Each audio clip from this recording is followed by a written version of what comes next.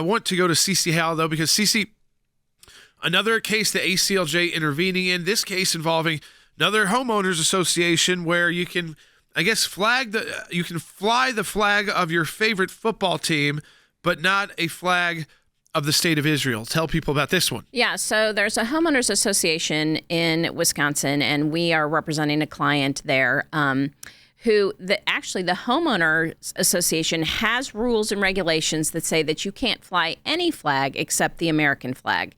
But they are choosing to do selective enforcement because, as you said, our client has chosen to fly for religious reasons. He's chosen to fly the Israeli flag with the Star of David on it. And he has been told he has to remove it, and he's been fined $100. Now, his neighbor has a Steelers flag flying, and he's not been told to remove it or been fined $100. So you have selective enforcement here, and we have fired off a demand letter to the HOA explaining to them that the Fair Housing Act requires that HOAs treat all of their residents the same, and they can't discriminate because of religion. And a lot of times these HOAs think the exact opposite, that they can't do anything that smacks of religion, but that is not what the law says. The law says you cannot discriminate. If you allow a Steelers flag, then you have to allow a religious flag as well. And if it's religious to that person, it can also just be a flag for the state of Israel, which doesn't imply any religion at all. It happens to be a flag where it's a Jewish majority country, but they've got Muslims fighting in their military wearing that flag on their shoulder too. So the idea there that the HOA thinks, it's his back porch, right? Yeah. I mean, so the front his porch is on the back porch. Yes, this flag is. Is the Steelers flag on the back? I cannot say. I don't know that for sure. It's interesting. I mean, it's like somebody in that neighborhood obviously just doesn't like seeing that Israeli flag, and again, they can have that belief too. And they should be able to put up, if they want to put up some other country's flag in the backyard. Again, to me, it just kind of reeks of both the attack on, they try to make it religious, but also by doing that, they're trying to, I think, bypass the anti-Semitism that this kind of feels like too, which is, yeah, it's fine to put your American flag up front, your football team out back, but anything Jewish related, no, not good in our neighborhood. Right. And the fact is the HOA does have rules and regulations that say you cannot have any flag but the American flag. But they're not enforcing those rules. Yeah, that's what's the bad thing. They're allowing anything else to fly except this Israeli flag because, and again, our client is flying it for religious reasons because he stands with Israel. It has the Star of David on it. And so we have let them know, we've sent the demand and we will hear back from them shortly. Yeah, I mean, I think in these kind of situations, too, you have to look at is the HOA considering the back side of the house the same as the front side of the house? Is that a flag flying if it's in the back? I don't. Again, they're going to have to answer all these questions, but the issue here is that if you feel like you're wrongly being treated because others are getting and able to do things that you're being told you're having to pay fines if you do, something is wrong. And, of course, if they don't respond to the demand letter, CC, what happens next? Yeah, then we'll go forward. If we have to pursue it in court to defend their rights, we will do that. And Jordan, here's the big concern for me is that to many this may sound like a small matter. Sure. That yes, it's good the ACLJ is fighting it, but it's not something that really perks your ears up of like, oh wow, a fine for a flag in an HOA. Most people have issues with their HOA if you have one anyways. But the concern here is when you look at what's going on in Europe.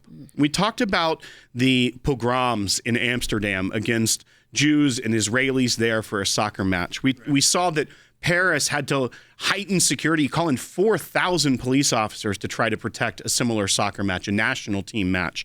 And now we have this that's being reported out of Germany, that the police chief of Berlin, the capital city, has warned that Jews and gay people should avoid and hide their identity in parts of Berlin, their capital city, with large Arab populations. So what we're seeing is unchecked, wild Berlin, Germany, telling Jews to hide. Yes. Right.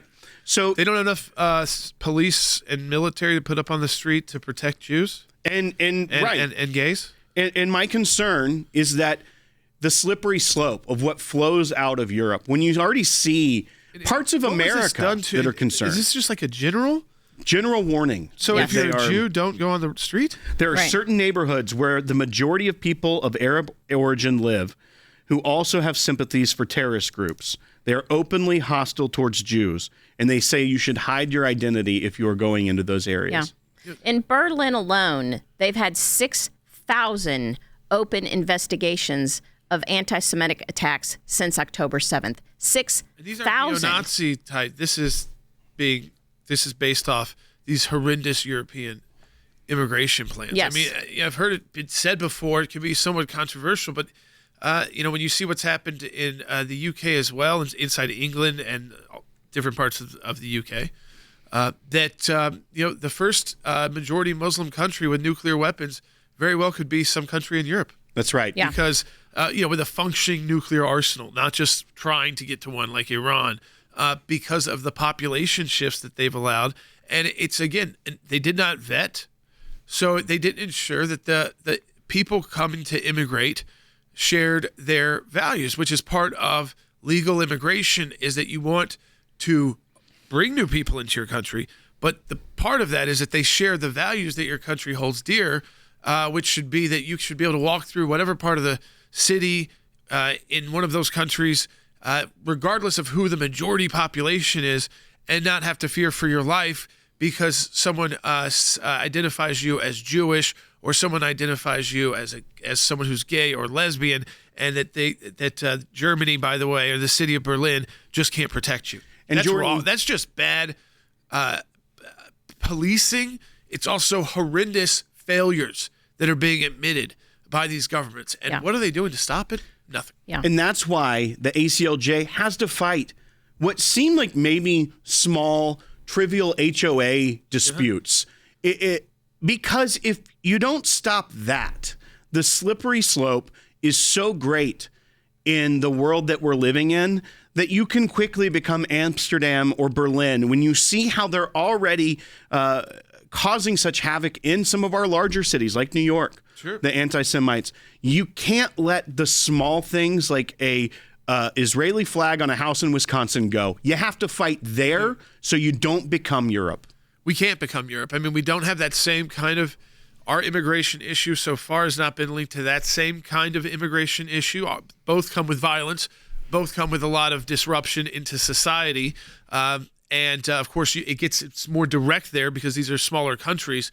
But you realize these countries who thought they were based on this, new, very liberalism, Europe, and everybody's going to sing Kumbaya now that we're done with world wars, have brought in individuals. I mean, they're literally saying in the statement, there are people, these neighborhoods are dominated by terrorist sympathizers. Mm-hmm.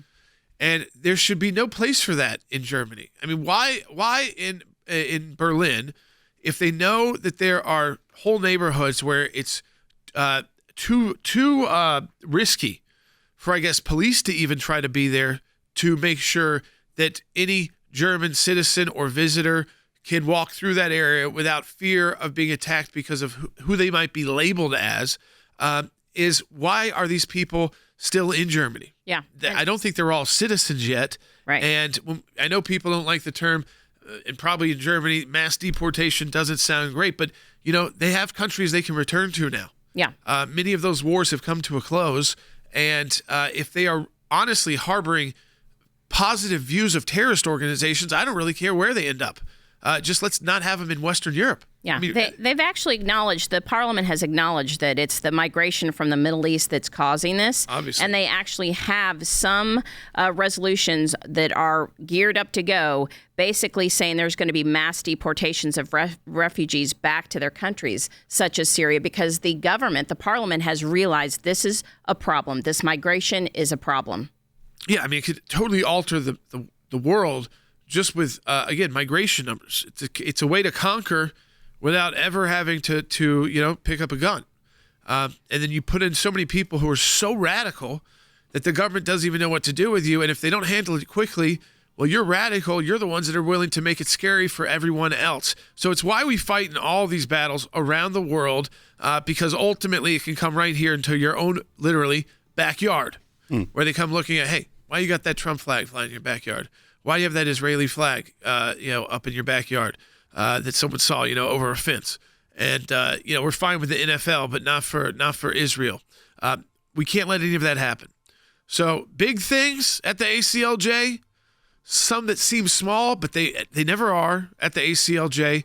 We fight it all because of your financial support. ACLJ.org. Donate today. Your gift is doubled during the Faith and Freedom Drive. Donate right now.